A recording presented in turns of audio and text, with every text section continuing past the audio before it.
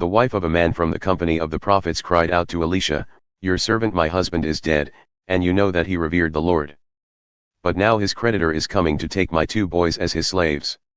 Elisha replied to her, "How can I help you? Tell me, what do you have in your house?"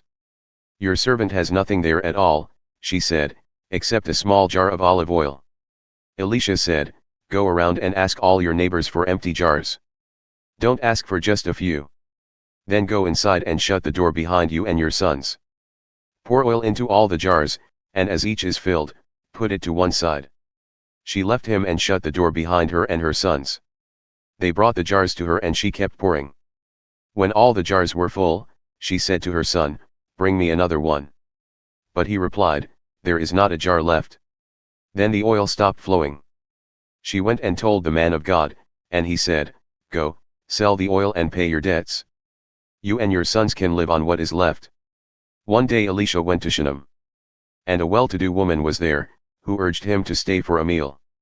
So whenever he came by, he stopped there to eat. She said to her husband, "I know that this man who often comes our way is a holy man of God.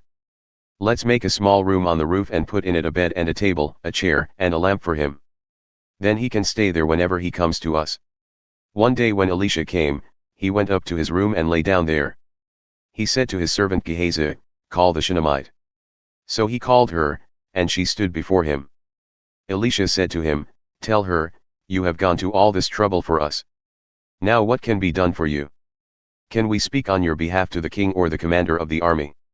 She replied, "I have a home among my own people. What can be done for her?" Elisha asked. Gehazi said, "She has no son, and her husband is old." Then Elisha said, "Call her." So he called her, and she stood in the doorway. About this time next year, Elisha said, "You will hold a son in your arms." "No, my lord." She objected. "Please, man of God, don't mislead your servant." But the woman became pregnant, and the next year about that same time she gave birth to a son, just as Elisha had told her. The child grew, and one day he went out to his father, who was with the reapers. He said to his father, "My head! My head!" His father told a servant, "Carry him to his mother." After the servant had lifted him up and carried him to his mother, the boy sat on her lap until noon, and then he died. She went up and laid him on the bed of the man of God, then shut the door and went out. She called her husband and said, "Please send me one of the servants and a donkey so I can go to the man of God quickly and return." "Why go to him today?" he asked. "It's not the new moon or the Sabbath." "That's all right," she said. She saddled the donkey and said to her servant, "Lead on, don't slow down for me unless I tell you." So she set out and came to the man of God at Mount Carmel. When he saw her in the distance, the man of God said to his servant Gehazi, "Look! There's the Shunammite. Run to meet her and ask her, 'Are you all right? Is your husband all right? Is your child all right?'" "Everything is all right," she said. When she reached the man of God at the mountain, she took hold of his feet. Gehazi came over to push her away, but the man of God said, "Leave her alone. She is in bitter distress, but the Lord has hidden it from me and has not told me why." "Did I ask you for a son, my lord?" she said. "Didn't I tell you, don't raise my hopes?" Elisha said to Gehazi, "Tuck your cloak into your belt, take my staff in your hand and run. Don't greet anyone you meet, and if anyone greets you, do not answer. Lay my staff on the boy's face."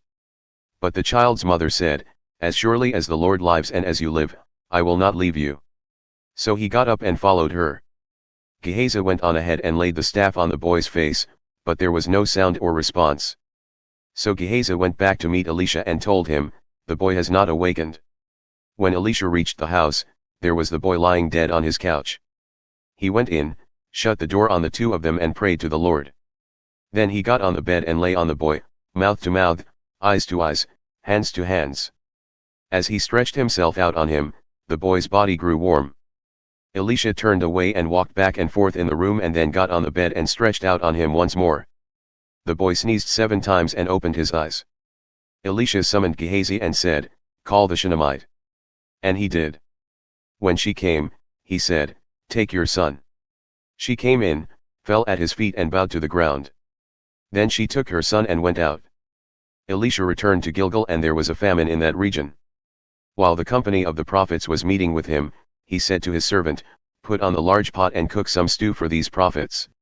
One of them went out into the fields to gather herbs and found a wild vine and picked as many of its gourds as his garment could hold. When he returned, he cut them up into the pot of stew, though no one knew what they were. The stew was poured out for the men, but as they began to eat it, they cried out, "Man of God, there is death in the pot." And they could not eat it. Elisha said, "Get some flour." He put it into the pot and said, "Serve it to the people to eat." And there was nothing harmful in the pot. A man came from Baal-Shalisha, bringing the man of God 20 loaves of barley bread baked from the first ripe grain, along with some heads of new grain. "Give it to the people to eat," Elisha said. "How can I set this before 100 men?" his servant asked. But Elisha answered, "Give it to the people to eat. For this is what the Lord says, they will eat and have some left over." Then he set it before them, and they ate and had some left over, according to the word of the Lord. Now Naaman was commander of the army of the king of Aram. He was a great man in the sight of his master and highly regarded, because through him the Lord had given victory to Aram. He was a valiant soldier, but he had leprosy. Now bands of raiders from Aram had gone out and had taken captive a young girl from Israel, and she served Naaman's wife. She said to her mistress, "If only my master would see the prophet who is in Samaria. He would cure him of his leprosy." Naaman went to his master and told him what the girl from Israel had said. "By all means, go," the king of Aram replied. "I will send a letter to the king of Israel." So Naaman left, taking with him 10 talents of silver, 6,000 shekels of gold and 10 sets of clothing. The letter that he took to the king of Israel read, "With this letter I am sending my servant Naaman to you so that you may cure him of his leprosy." As soon as the king of Israel read the letter, he tore his robes and said, "Am I God? Can I kill and bring back to life? Why does this fellow send someone to me to be cured of his leprosy? See how he is trying to pick a quarrel with me." When Elisha the man of God heard that the king of Israel had torn his robes, he sent him this message, "Why have you torn your robes? Have the man come to me and he will know that there is a prophet in Israel." So Naaman went with his horses and chariots and stopped at the door of Elisha's house. Elisha sent a messenger to say to him, "Go, wash yourself 7 times in the Jordan, and your flesh will be restored and you will be cleansed." But Naaman went away angry and said, "I thought that he would surely come out to me and stand and call on the name of the Lord his God. Wave his hand over the spot and cure me of my leprosy. Are not Abana and Pharpar, the rivers of Damascus, better than all the waters of Israel? Couldn't I wash in them and be cleansed?" So he turned and went off in a rage. Naaman's servants went to him and said, "My father, if the prophet had told you to do some great thing, would you not have done it? How much more, then, when he tells you, 'Wash and be cleansed'?" So he went down and dipped himself in the Jordan 7 times, as the man of God had told him, and his flesh was restored and became clean like that of a young boy.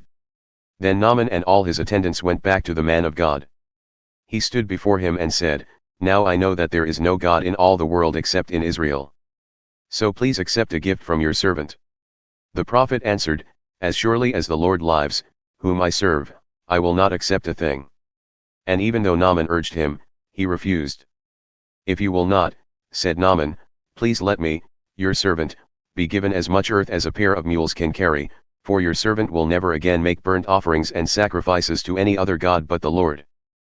But may the Lord forgive your servant for this one thing, when my master enters the temple of Rimmon to bow down and he is leaning on my arm and I have to bow there also, when I bow down in the temple of Rimmon, may the Lord forgive your servant for this." "Go in peace," Elisha said. After Naaman had traveled some distance, Gehazi, the servant of Elisha the man of God, said to himself, "My master was too easy on Naaman, this Aramean, by not accepting from him what he brought. As surely as the Lord lives, I will run after him and get something from him." So Gehazi hurried after Naaman. When Naaman saw him running toward him, he got down from the chariot to meet him. "Is everything all right?" he asked. "Everything is all right," Gehazi answered. "My master sent me to say, 2 young men from the company of the prophets have just come to me from the hill country of Ephraim. Please give them a talent of silver and 2 sets of clothing." "By all means, take 2 talents, said Naaman. He urged Gehazi to accept them, and then tied up the 2 talents of silver in 2 bags, with 2 sets of clothing. He gave them to 2 of his servants, and they carried them ahead of Gehazi. When Gehazi came to the hill, he took the things from the servants and put them away in the house. He sent the men away and they left. When he went in and stood before his master, Elisha asked him, "Where have you been, Gehazi?" "Your servant didn't go anywhere," Gehazi answered. But Elisha said to him, "Was not my spirit with you when the man got down from his chariot to meet you? Is this the time to take money or to accept clothes, or olive groves and vineyards, or flocks and herds, or male and female slaves? Naaman's leprosy will cling to you and to your descendants forever." Then Gehazi went from Elisha's presence and his skin was leprous, it had become as white as snow. The company of the prophets said to Elisha, "Look, the place where we meet with you is too small for us.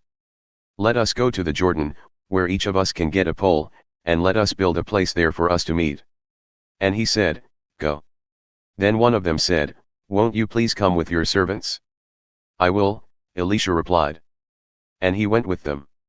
They went to the Jordan and began to cut down trees. As one of them was cutting down a tree, the iron axe had fell into the water. "Oh no, my lord!" he cried out. "It was borrowed." The man of God asked, "Where did it fall?" When he showed him the place, Elisha cut a stick and threw it there, and made the iron float. "Lift it out," he said. Then the man reached out his hand and took it. Now the king of Aram was at war with Israel. After conferring with his officers, he said, "I will set up my camp in such and such a place."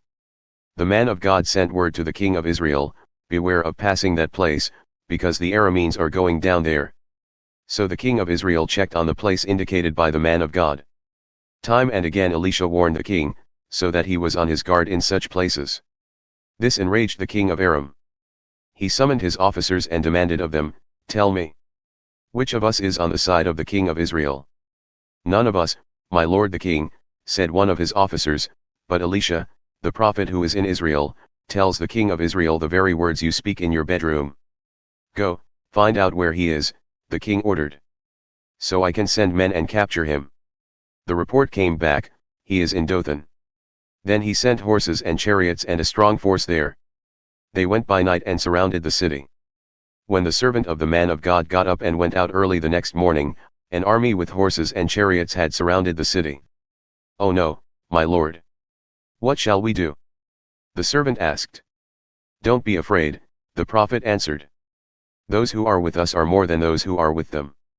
And Elisha prayed, "Open his eyes, Lord, so that he may see." Then the Lord opened the servant's eyes, and he looked and saw the hills full of horses and chariots of fire all around Elisha. As the enemy came down toward him, Elisha prayed to the Lord, "Strike this army with blindness." So he struck them with blindness, as Elisha had asked. Elisha told them, "This is not the road and this is not the city. Follow me, and I will lead you to the man you are looking for." And he led them to Samaria. After they entered the city, Elisha said, "Lord, open the eyes of these men so they can see." Then the Lord opened their eyes and they looked, and there they were, inside Samaria. When the king of Israel saw them, he asked Elisha, "Shall I kill them, my father? Shall I kill them?"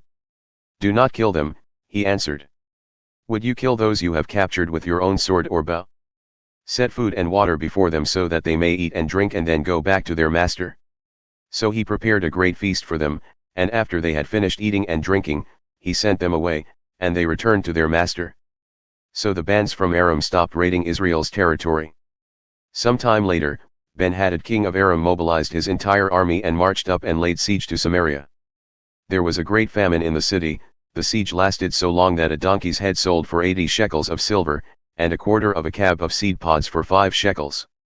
As the king of Israel was passing by on the wall, a woman cried to him, "Help me, my lord the king." The king replied, "If the Lord does not help you, where can I get help for you? From the threshing floor? From the winepress?" Then he asked her, "What's the matter?" She answered, "This woman said to me, 'Give up your son so we may eat him today, and tomorrow we'll eat my son.' So we cooked my son and ate him. The next day I said to her, 'Give up your son so we may eat him,' but she had hidden him." When the king heard the woman's words, he tore his robes. As he went along the wall, the people looked, and they saw that, under his robes, he had sackcloth on his body. He said, "May God deal with me, be it ever so severely, if the head of Elisha son of Shaphat remains on his shoulders today. Now Elisha was sitting in his house, and the elders were sitting with him. The king sent a messenger ahead, but before he arrived, Elisha said to the elders, "Don't you see how this murderer is sending someone to cut off my head? Look, when the messenger comes, shut the door and hold it shut against him. Is not the sound of his master's footsteps behind him?" While he was still talking to them, the messenger came down to him. The king said, "This disaster is from the Lord. Why should I wait for the Lord any longer?"